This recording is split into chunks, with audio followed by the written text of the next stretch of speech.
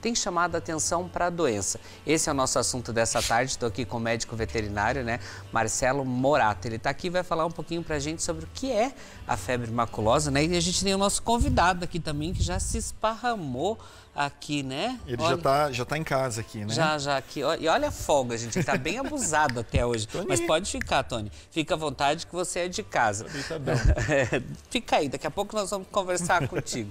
Mas, Marcelo, eu queria que você explicasse pra gente o que é essa febre maculosa que tá tão comentada nos últimos dias, mas não é uma novidade não, né? Isso. Não, tem algumas doenças que elas não são tão comuns, né? E até por elas já estarem relativamente bem estabelecidas, então elas têm diagnóstico, têm tratamento, mas às vezes acontece uma fatalidade, que nem foram esses 3 casos, né, lá na região de Campinas, e aí vem à tona e o pessoal às vezes acha que é uma coisa nova. A febre maculosa ela é basicamente uma infecção bacteriana, tá? Uma bactéria intracelular que vai causar essa febre, essa hipertermia e se caracteriza por manchas na pele também. Até por isso febre maculosa, né? Mácula é mancha. Então, é uma característica muito específica desse tipo dessa doença. E assim, e a gente já vê que, como você falou, ela já existe há bastante tempo, né? Sim. Mas agora ela veio à tona porque foram muitos casos e num local só. Então, isso daí também assusta um pouco, né? Isso. Essa doença ela é transmitida por um vetor. Então, por exemplo, se você tem uma pessoa que tem essa doença ou você tem um cão que tem essa doença, ele não vai passar para você ou para outro cão, né? É necessário o vetor, e o vetor é um carrapato. Principalmente o carrapato estrela, mas eu tenho outras espécies ali de carrapatos que também podem fazer essa transmissão, mas o carrapato estrela ele se destaca bastante nisso, e ele precisa ficar muito tempo picando a pessoa ou o animal para transmitir a doença. Então, nesse caso, né, foram algumas pessoas que visitaram uma fazenda, muito possivelmente um carrapato se aderiu ali à pele, e a pessoa que não está com uma roupa especial para isso, ou que não faz aquela busca por esses animaizinhos, por esses carrapatos, logo depois de sair de um ambiente rural, acaba ficando predisposto a pegar essa doença. E se o diagnóstico demora para acontecer, aí potencialmente ela pode ser fatal. A gente até tá vendo ali a foto do carrapato, esse acho que é o carrapato estrela, né? Isso. Ali ele parece gigante, mas ele não é isso. Por isso que eu falei, gente, mas ele é enorme, como que as pessoas não veem? Aí depois eu fui pesquisar mais, ele é minúsculo, por isso que de repente ele fica ali e as pessoas não percebam ele, ou não coçam e tal. Mas de onde vem a febre maculosa? Nós temos uma bactéria, basicamente, que é uma bactéria que parasita as células, né, as células do sangue. Então, é literalmente uma infecção. É literalmente uma infecção. O grande diferencial dela é essa forma de transmissão que é através do carrapato. E quais que são assim, os principais sintomas? Você falou que tem o vermelhidão na pele, né? E quais que são os outros sintomas que as pessoas têm que ficar atentas também?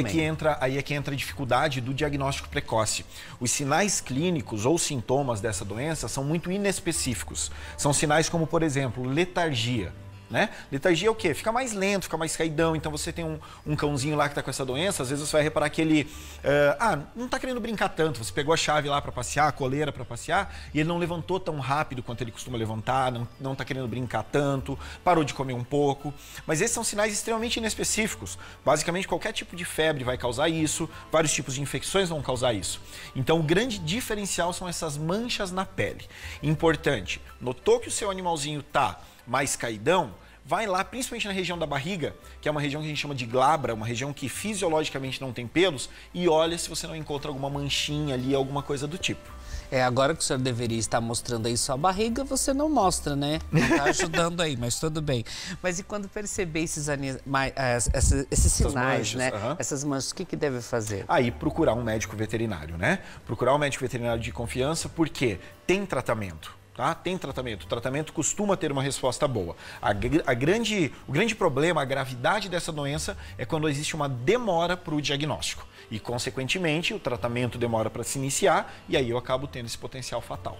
Marcelo, e o que não deve ser feito em casos de desconfiança? Viu que ele está vermelho? Pode, às vezes, ser uma alergia, porque a gente sabe que eles, principalmente os pequenininhos, ficam se coçando, ficam se mexendo ali. Eu tenho em casa, sei como que é. Exato. Mas nessa desconfiança, o que não se deve fazer ali? A automedicação, né? Então, a automedicação, ela pode ou esconder sinais clínicos que vão ser importantes para o diagnóstico, ou a automedicação pode atrasar o diagnóstico. Por quê? Às vezes vai dar uma maquiada ali na febre, né? Vai entrar lá com antitérmico, uma dipirona, passa a febre, mas não resolve o problema da infecção.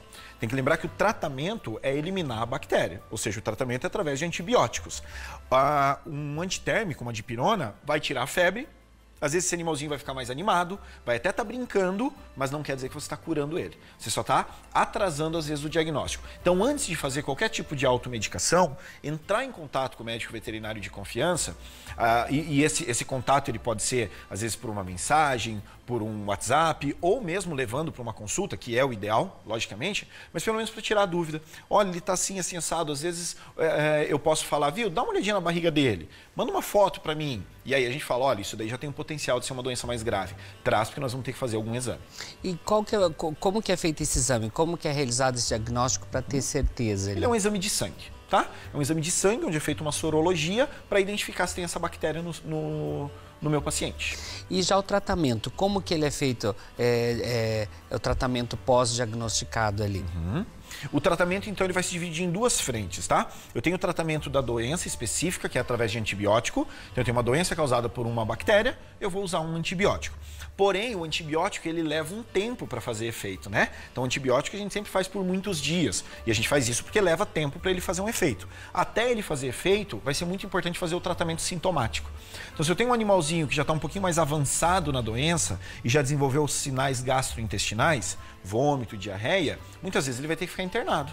Se ele está vomitando, eu vou ter que dar um suporte para ele. Um soro, talvez uma alimentação parenteral, uma suplementação, né? Remédio para cortar esse vômito também, para eliminar essa gastrite que ele desenvolveu. Se o paciente está com diarreia, também eu vou ter que tomar cuidado, porque daí eu abro porta para mais infecções. Infecções que a gente chama de secundárias. E aí daqui a pouco não é só uma bactéria que está causando esse problema, mas são várias bactérias causando problema. Então o tratamento vai ser essas duas frentes. O antibiótico, para resolver o problema, e o tratamento sintomático, que daí é meu paciente que vai mandar. O que ele está tendo, eu vou tentando bloquear esses sinais, dando suporte para ele até o antibiótico fazer efeito.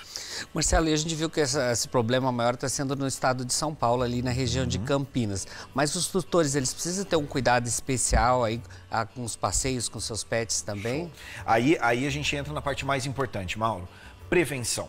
Então, é uma doença que tem um diagnóstico já bem estabelecido, é uma doença que tem tratamento bem estabelecido. Mas o que a gente quer é fazer a prevenção. Como é uma doença que precisa de um vetor, ou seja, precisa do carrapato, o que a gente tem que fazer? Eliminar o contato com esses carrapatos ou eliminar a possibilidade de uma contaminação pelo carrapato. Foi fazer Primeiro, mantenha o seu animalzinho sempre com um ectoparasiticida em dia. O que é o ectoparasiticida? São aqueles remedinhos que a gente dá para não ter pulga, não ter carrapato.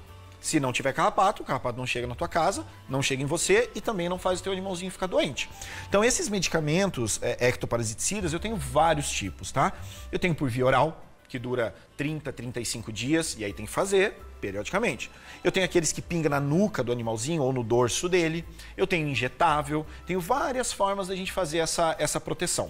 Saiu passear com o animalzinho, dá aquela escovada nele, dá aquela olhada nele se ele tem alguma coisa, se ele tem um carrapato, alguma coisa do tipo que possa estar trazendo essa doença. E, no caso dos seres humanos, aproveitando para a gente dar a dica, esteve em uma área que potencialmente tem carrapatos, sempre usar roupas. Então, você não visitar sítio, lugares com mato alto, de chinelo, de shorts, de calção, sem camisa, porque você tem esse potencial do carrapato picar você.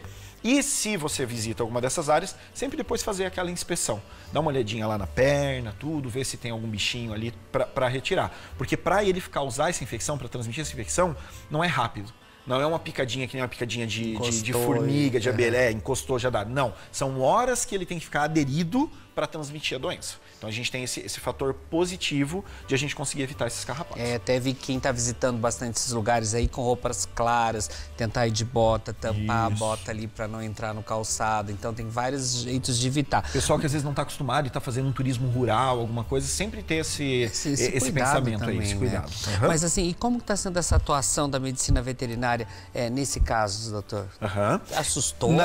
Nessa parte preventiva. nessa parte preventiva, né? Então a gente está fazendo muita campanha educativa agora para fazer esse ectoparasiticida, para tomar esse cuidado com os carrapatos. A gente quer ter prevenção, né? Então a cada 35 dias lá, fazer o remedinho, porque é uma coisa que a gente não vê. Se ele não tá com o carrapato, você faz o remédio e você não vê nada. Mas essa é a ideia. A ideia é a gente não ver esses bichinhos. Então a gente está trabalhando muito forte, uma campanha aí de conscientização para o pessoal fazer isso. É tão importante quanto a vacina lá que a gente faz anual, tão importante quanto o vermífugo que a gente dá para o nosso animalzinho também. Então, doutora Marcela, a forma de prevenção é essa. Você pode usar, é o mesmo remédio que quase que usa para as pulgas ali. Que a gente exatamente ou coloca na coleira, ou você coloca na cabeça, ali também na nuca. Então tem vários sistemas, é só você de repente procurar um médico veterinário aí, mas não automedicar. Ai, viu que tá meio vermelhinho, eu vou dar o remédio, tem esse aqui que tomou da outra vez, porque de repente não é a mesma doença, não é a mesma coisa e não pode tomar no momento, como você falou, vai só mascarar a doença ali. Então precisa ter esses cuidados aí para eles ficarem saudáveis. Esse aqui a gente tá folgado assim, porque ele já chegou mais cedo e já brincou com todo mundo, por isso que ele tá assim esparramado, Vem né? todo mundo da TV dar oi pra ele. Né? Cara? Vamos dar tchau lá pro pessoal de casa. Carinho, né? Vamos dar tchau pro pessoal de casa. O que você acha, hein? Vamos lá? Aqui vem? Vamos? Vamos dar tchau lá? Dá tchau, então, pessoal de casa. Agora você já vai embora, você já brincou, já deu sua dica, já descansou? Né? Já mostrou que não tem carrapato aí, que tá lindão, Você vê né? um animalzinho que nem o Tony. O Tony, ele tem uma alergia. Então, ele tá sempre com a barriguinha, às vezes, vermelha. Né? E a gente não pode ficar medicando, porque senão vai esconder sinal clínico de uma doença mais grave. Que daí é uma doença de pele, que é uma outra... outro tipo de problema, com outro tipo de tratamento. É isso aí, vai ser inclusive um outro assunto que nós vamos falar, que é essas doenças do frio, que eles também têm essas doenças aí, até por causa do banho, tem que secar direito, né?